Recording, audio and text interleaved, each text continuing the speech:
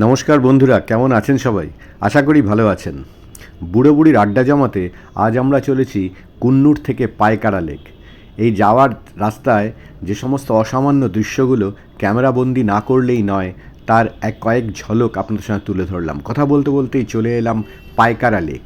এই পাইকারা লেকে নীল জলে সাদা ফেনা তুলে এখানে অজস্র বোট এদিক ওদিক ছুটে বেড়াচ্ছে। পাইকারা লেকে ঢোকার অ্যাপ্রোচ ওয়েটা খানিকটা এই রকম, চারিদিকে পাহাড়ে ঘেরা এই boat house Pykara Tamil Nadu tourism of কর্পোরেশনের মেনটেন্ড এই পাইকারা লেক। এখানে 8 সিটার 1000 টাকা 20 মিনিটের জন্য এবং 10 সিটার 1200 টাকা 20 মিনিটের জন্য। এখানে ঢোকার মুখেই বাঁদিকে কুইক বাইট পাইকারা লেকের নিজস্ব রেস্টুরেন্ট রয়েছে এবং এই বোট হাউসটি সম্পূর্ণ প্লাস্টিক ফ্রি জোন। এই অসাধারণ দৃশ্য না দেখলে বোঝা যায় না।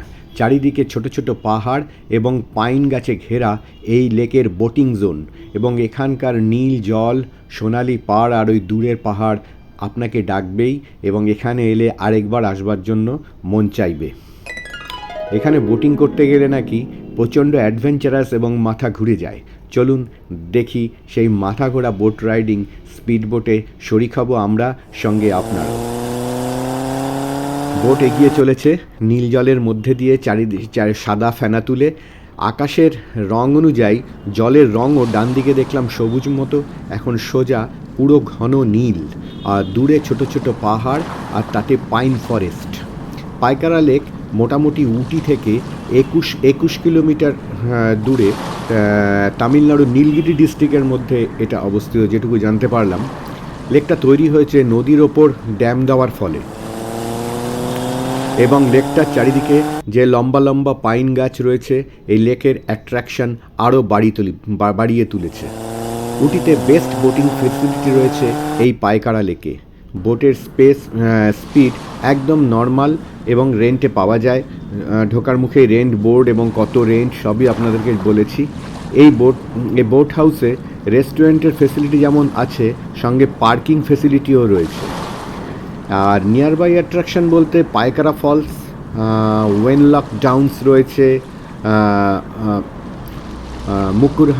মুকুরঠি পিক এবং এমএন চকলেট মিউজিয়াম রয়েছে। এখান থেকে এই স্পিড বোট অ্যাডভেঞ্চার সেরে এগুলো চট করে ঘুরে আসতে পারেন। এখানে মোটামুটি একটি রোদ চশমা, সানব্লক ক্রিম এবং একটা টুপি থাকলে অনেক কমফোর্টেবল হয় এই জার্নি।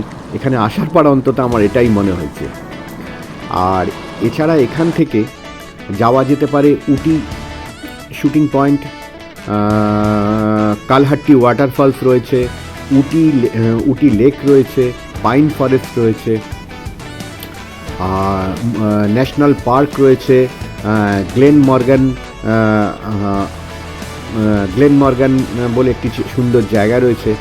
আর এখানকার বোটিং টাইম মোটামুটি 8:30, 8:30 থেকে সকাল 8:30 থেকে বিকেল 5টা অবধি। চলুন নীল জলে বেশ খানিকটা সময় কাটানোর পর আপনাদের কেমন লাগছে অবশ্যই কমেন্ট করে জানাবেন।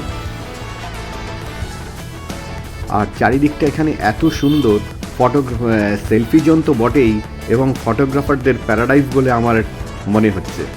এখানে এই এত সুন্দর নীল জল শুধু যে ক্যামেরায় এসেছে তা না, সত্যি এখানে আসার পর আকাশের রং অনুযায়ী পুরো জলের রিফ্লেকশন ঘন নীল এখানকার মনে হয় মেইন আকর্ষণ বলে বলা যেতে পারে।